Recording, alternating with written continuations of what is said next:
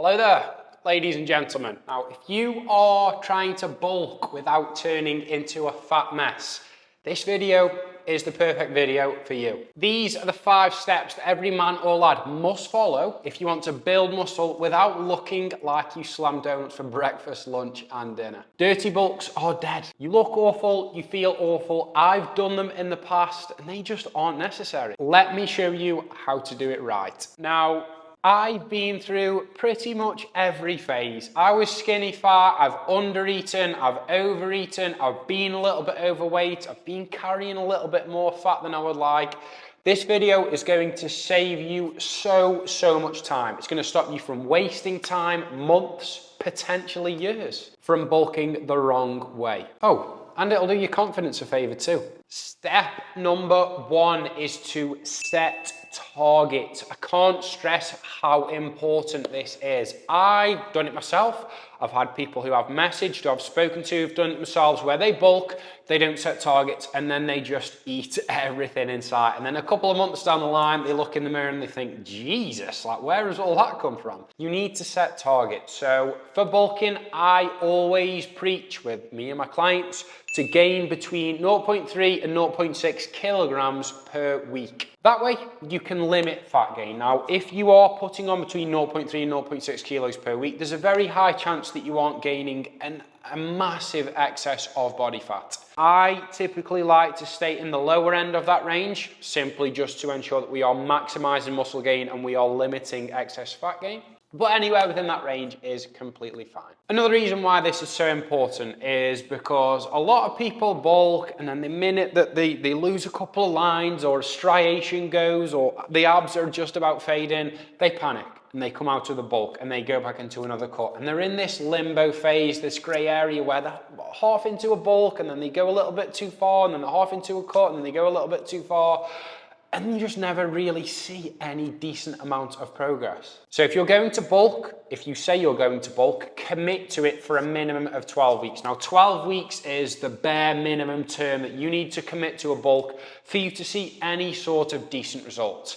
If you bulk for 4, 6, 8 weeks, I've spoken to people that have done that in the past, that you are not going to build any muscle. Building muscle takes a lot of time, so you need to give yourself enough time, you need to give yourself a long enough runway for you to actually see some good results. So, track your weight, aim to gain between 0.3 and 0.6 kilos per week. If you are wanting to genuinely stay as lean as possible, I would stay at the lower end of that spectrum, lower end of that range, so 0.3 kilos per week. If you fall just outside of that range, so you gain 0.2 kilos per week, bump up your food a little bit. That's essentially all that means. Like, if you fall outside of that range, it's either going to mean that you need to bump your calories up slightly or you need to reduce your calories slightly if you fall a little bit outside of the upper end of that range. Step 2 is incredibly important and something that gets massively overlooked when people enter a bulking or a gaining phase. It's to manage your expenditure. Now, a lot of people go into a bulk and they think, oh, it's free reign, don't need to do any steps, cardio. What's cardio?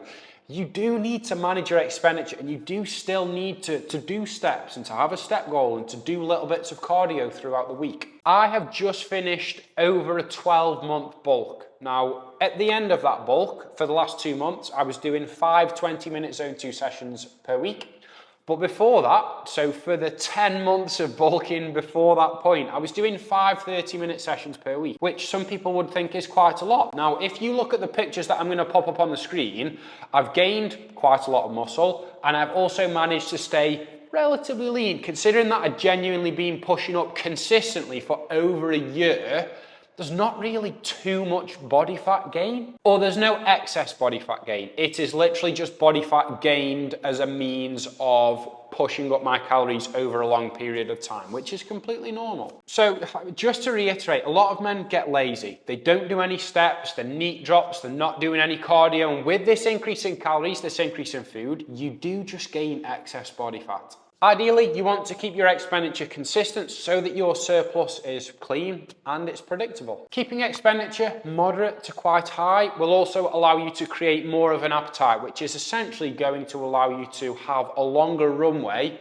to push food up, to push calories up, but to also push your body weight up. So essentially, you will build more muscle in the long run if you've got a longer runway to bulk. Just as a standard baseline, I would always keep steps between 8 and 12K. I understand that for some of you watching this video, time may be a little bit of an issue, so 12K steps may not be feasible, but at least 8K steps every single day. And then with the cardio sessions, again, I understand time may be a little bit of an issue for some of you watching this video, but I would keep cardio 3-4 sessions if possible. I would do 5 if possible, just to help stay nice and lean, control our expenditure, manage our calories, and to ensure that we are maximizing muscle gain whilst limiting body fat gain. Step number 3, now this one is going to sound blatantly obvious, but it's to not be a tool with your nutrition. Again, lots of people enter a bulk and they think it's a ticket to just slamming takeaways and eating as much food as possible.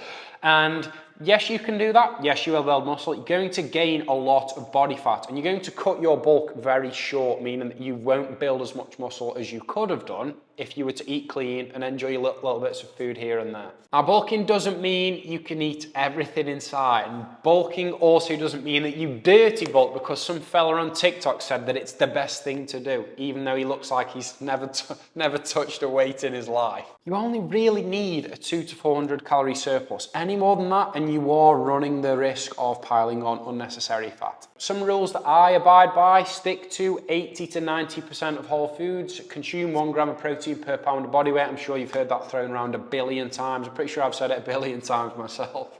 Keep fiber relatively high to keep digestion solid.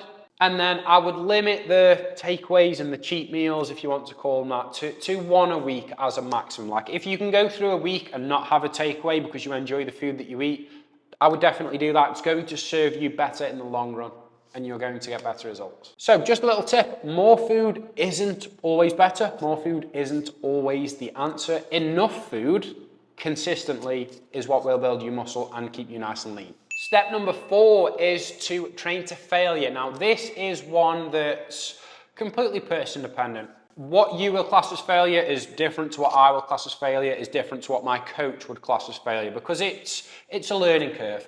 Training to failure is a skill that you need to develop. It's not a skill that you have from day one. Yes, people will train harder naturally from day one, but again, it's a skill that needs to be developed. Now, I would say training is the aspect that most people are just wrong with. They are miles off the mark, because a lot of people think their training is okay, training is bang on, and it's just nowhere near where it needs to be to get the best results possible. If you want to genuinely build lots of muscle, you can't be eating more food and still training like a beginner. If you're leaving 3 to 5 reps in the tank every single set, every single session, that's not going to do you any favors. You need to give your body a reason to grow. You need to try and create novel stimulus through progressive overload. Now, essentially, all that means is you need to put your body under a new level of stimulus that it hasn't been under before, i.e., lifting more weight or doing more reps or by improving your form. And if you can do that consistently, you will build muscle. So go into the gym, attack your sets, leave nothing on the table, and come out of that session feeling like you had nothing left to give. The sessions where I go into the gym and I come out and I can barely move and I genuinely couldn't have gotten an extra rep on any exercise,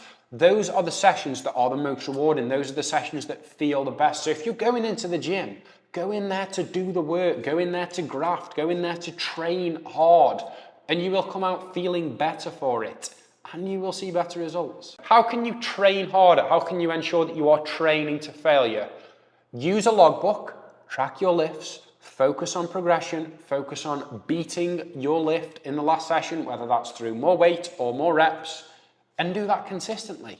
And you will begin to train harder and harder, and before you know it, you'll be training like an absolute savage. Now, step 5, something that a lot of you will sort of have to deal with as you go through life, I mean, me included, it's how to handle social occasions without becoming sloppy. Now, especially partnered with being on a bulk, a lot of people will think, oh, like, go out for a pizza every weekend, or go out for some burger and chips, or have a couple of takeaways throughout the week. Like, that's not going to do any harm. I'm bulking. It's going to help me out. The extra calories don't always help you out. Like, you can only build so much muscle. Your body is only able to build so much muscle. So any calories over that small surplus, you are just going to gain excess body fat. But learning to manage your social life doesn't mean that you have to live like a machine or like a monk. You just need to manage it sensibly. It doesn't mean going out for beer and pizza and burgers every single weekend just because you're bulking. Of course, social occasions will come up. They do for everyone, whether it's a wedding or just a night out with the boys or a night out with your missus, whatever that might be. All you need to do is plan around them. Bank some calories, ensure that over the course of a week, your average calories for the day are the calories that you have set, and you'll progress. And you'll manage to stay nice and lean without ruining your progress. And you need to make sure that you are tracking as best as you can.